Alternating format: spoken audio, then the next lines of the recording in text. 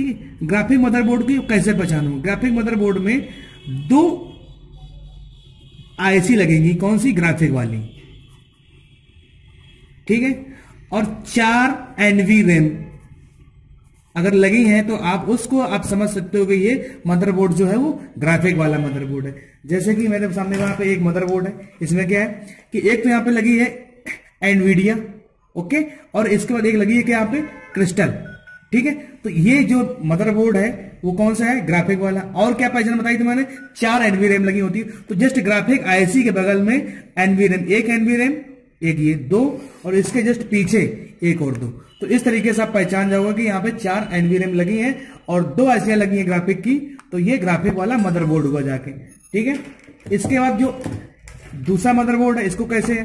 तो देखो इसमें यहाँ पे लगी एटीआई की है, एक ग्राफिक आईसी, 2 एनवी रैम लगी है, एक यहाँ पे जो लगी है 8/11 लगी है, तो ये ग्राफिक आईसी यहाँ होगी जाके, और इसके पीछे 4 एनवी रैम, ठीक है। अब हम आपको ग्राफिक आईसीयू के नाम बताते हैं कि कौन कौन सी ग्राफिक आईसी होती हैं।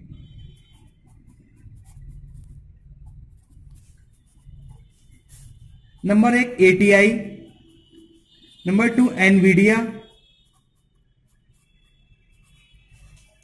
नंबर 3 8/11, नंबर 4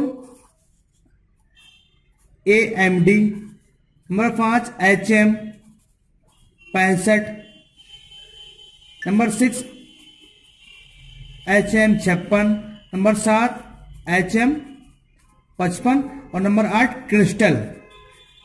क्रिस्टल एक आईसी जो बहुत पुराने लैपटॉप होते हैं उनमें यूज होती थी, ठीक है। तो अब इसमें क्या है, जैसे ये ग्राफिक वाला मदरबोर्ड है तो इसमें 4 एनवी रैम लगी है, 2 ये लगी है, 2 इसके बैक साइड में लगी है एनवी रैम, और यहाँ पे क्या है, इसकी एक एटीआई की आईसी लगी है और एक लगी है 8/11 की, ठीक है। ये सीपीयू का सॉकेट है, तो आप समझ सकते हो कि ये ग्राफिक वाला मदरबोर्ड है, ठीक है। इससे कि मैंने ये पहला वाला बोर्ड बताया था, इसमें क्या है, एनवीडिया की एक ग्राफिक आईसी लगी है, एक क्रिस्टल लगा। क्रिस्टल आईसी हमेशा इस तरीके से दिखाई देती है, सीपीयू का सॉकेट ये है, और यहाँ पे 2 एनवी रैम ये लगी है और 2 इसकी एनवी रैम ये लगी है। तो आप पहचान जाओगे कि इसकी जो ग्राफिक है ये ग्राफिक मदरबोर्ड है। इसके बाद आते हैं नॉन ग्राफिक मदरबोर्ड।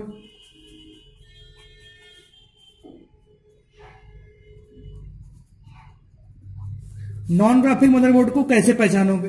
तो नॉन ग्राफिक मदरबोर्ड में केवल एक ही आईसी लगी होगी, कौन सी? एक ही आईसी, और इनमें में से जो एटीआई, एनवीडिया, इनमें में से कोई एक आईसी लगी होगी उसके अंदर। और जो एनवी रैम, एनवी जो रैम मैंने बताई थी जो 4 लगी होती हैं, वो नॉन ग्राफिक मदरबोर्ड पर नहीं लगी होती हैं, नहीं होती है। तो जैसे कि अब ये एक मदरबोर्ड मेरे पास यहाँ पर रखा हुआ है, ठीक। इसमें क्या है कि एक आईसी सिर्फ लगी एएमडी की, ठीक है, एएमडी की। और जो आप देखो यहाँ पे एनवी रैम की जो है जो जगह खाली दी गई है एनवी रैम की, और यहाँ पे हीट सिंक के नीचे एक आईसी का सिंबल बना, लेकिन वहां पे आईसी लगी नहीं है, ओके। और इसके जो बैक साइड है देखो यहाँ पे एनवी रैम की जगह तो बनी है लेकिन ये खाली है यहाँ पे। तो ये नॉन ग्राफिक मदरबोर्ड हुआ। अब बात करते हैं कि इसको जानना क्यों जरूरी है। तो जो ग्राफिक मदरबोर्ड होगा, अगर आप किसी लैपटॉप का अगर मदरबोर्ड खराब हो जाता है, ठीक है, तो अगर आप उसमें मदरबोर्ड बूफर डालोगे तो ग्राफिक मदरबोर्ड में भाई की उसमें 4 एनवी रैम और एक आईसी एक्स्ट्रा लगी होती है, तो 3 से 4 हजार रुपए की कॉस्ट में महंगा आता है, ठीक है। मॉडल नंबर सेम ही रहता है, ठीक है, और उसमें सिर्फ फर्क इतना होता है, अगर ग्राफिक मदरबोर्ड है तो वो 3-4 हजार रुपए महंगा पड़ता है, जो नॉन ग्राफिक मदरबोर्ड होता है वो 3-4 हजार रुपए सस्ता पड़ता है, ठीक है। तो इसलिए जानकारी जरूरी थी। और जब ग्राफिक हम लोग रिपेयर करते हैं, जो लैपटॉप में नो डिस्प्ले की प्रॉब्लम आती है, तो ग्राफिक आईसीयू की दिक्कत से भी आने लगती है।